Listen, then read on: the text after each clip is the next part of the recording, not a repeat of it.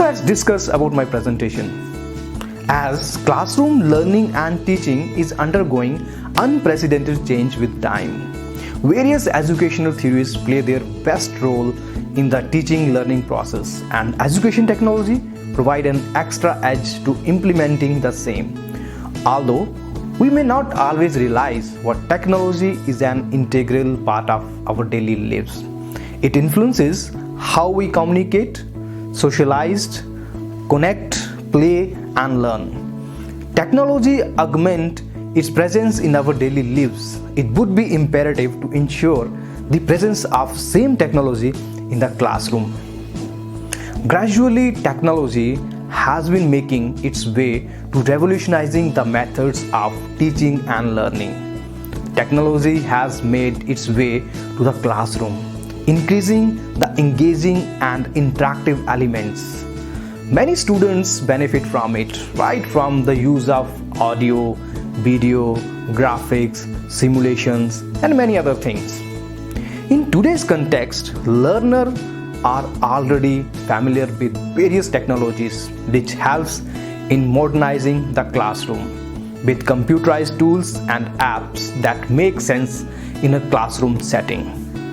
As we are moving into the next generation of the media revolution, that is immersive technologies like augmented reality, virtual reality, and mixed reality are becoming the center of discussion in educational technologies. One must have seen the sci-fi movies where all data captures are happening just in front of your eyes with the goggles or glasses, like anything. With the advancement of science, all these technologies are available now.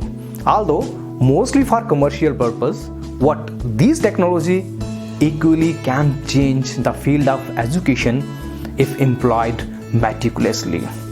Virtual reality (VR), as the name suggests, virtual means near and reality means what we experience. So literally, virtual reality means near reality. Virtual reality means feeling the imaginary, that is virtual world. It is basically an experience taking place within a simulation which can be similar or to completely different from the real world. The immersive artificial environment is created by using software and presented to the user so that user accept it as a real environment.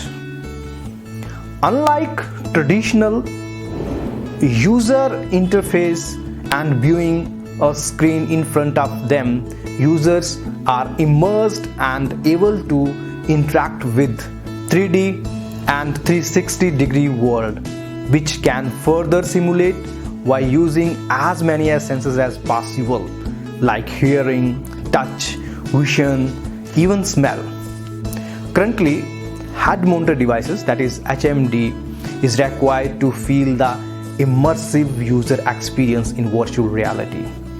HMD may be standalone like Oculus Rift, HTC Vive, etc., or commonly available HMD with supported mobile devices, where you can use the mobile devices within the HMD box. Now, depending upon the immersive experience, VR may be non-immersive, semi-immersive, or full immersive. The non-immersive type of VR is generally disseminated by using the desktop systems or any projected screens. Users can see only the VR on screen, and interaction is possible by using traditional keyboards, mouse, and trackballs. To render non-immersive VR, one didn't require high-end devices and desktop monitor, laptop or something. You can use regular laptop and monitor or mobile phone can be used. Users can be navigated through various markers and other informations in VR. In some cases, if non-immersive VR is seen with head-mounted devices, they can provide a semi-immersive experience, like 360-degree VR tours can be seen through simple desktop and through HMD devices that can have the semi-immersive effect for the users. Semi-immersive VR, this type of immersive effect allow users to experience VR in a three-dimensional world while remaining connected to the real world or the surrounding visual smells like auditory and haptics. Users can interact with both the real world and the virtual 3D world, what maximize the immersiveness focus on the digital world. Semi-immersive VR requires specialized hardwares and high-end softwares to render 3D imagery. In most of the cases, some of the crucial elements are required, like 3D virtual environment to generate a realistic effect, high quality Dolby sound to synchronize with the 3D environment, simulated hardware, haptic feedback, and some other things that we require. In fully immersive VR, the user experience full immersion and cannot differentiate between real world and the virtual world. As compared to semi-immersive VR, in fully immersion, users completely out of from the real world. They wear head-mounted devices, unable to interact with physical things surrounding them. In simple words, it is a perception of being physically presented in a semi-physical world. Ernest W. Adam separated fully immersion into further three different categories. That's a tactical immersion, being experienced when performing tactile processes, and then strategic immersion, when a user is associated with mental challenges and feels more cerebral immersion like playing a chess game in a VR, and then narrative immersion, when user experiences the works like story reading, watching a play or a movie. Depending on the development process, the VR can be developed by using the softwares or with the help of cameras. For software, as the process that we cannot see with naked eye, like what's happening inside the body. If you want to develop the VR inside the body or what's happening inside the car engine, definitely we require some specialized software to develop that. What VR cameras or 360-degree cams can be used to develop the 360 VR, whatever we can see with the naked eyes, like the monuments, or you can the different atmospheres like desert or snow, what's happening. So this type of content can be developed. The application of VR are currently being used for commercial purposes. Using all these fancy technologies in school education, especially in India, is a very challenging task. First is the development cost. Second, development experts are hardly available, and trained professionals for implementing the same.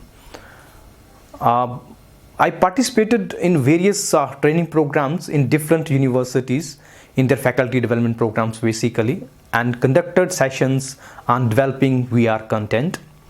Teachers or the faculties even didn't know what VR is actually, and implementing the same definitely require a lot of training for them. And India is a very diverse country, the second most populous country in the world, with about 1.38 billion people, 1.5 million schools, 260 million students, and more than 900 universities at the national levels.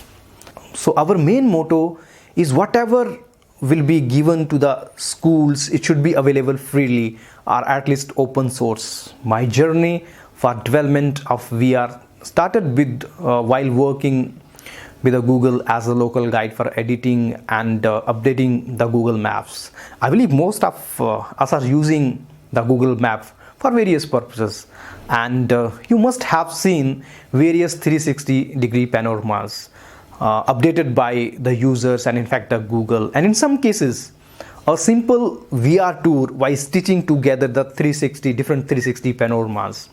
A 360-degree panorama image is the smallest unit of a VR tour, just like a cell in an organism is a structural and functional unit of life. That was a turning point for me to explore further. I started exploring the 360 world around me and stitching together the different 360 panoramas to make the VR tours and make available them on the Google Map as the first instances. The most interesting thing, one can capture these 360-degree panoramas by using their mobile phones with the available sensors like gyrometers, accelerometers and GPRs with the Google Street View app.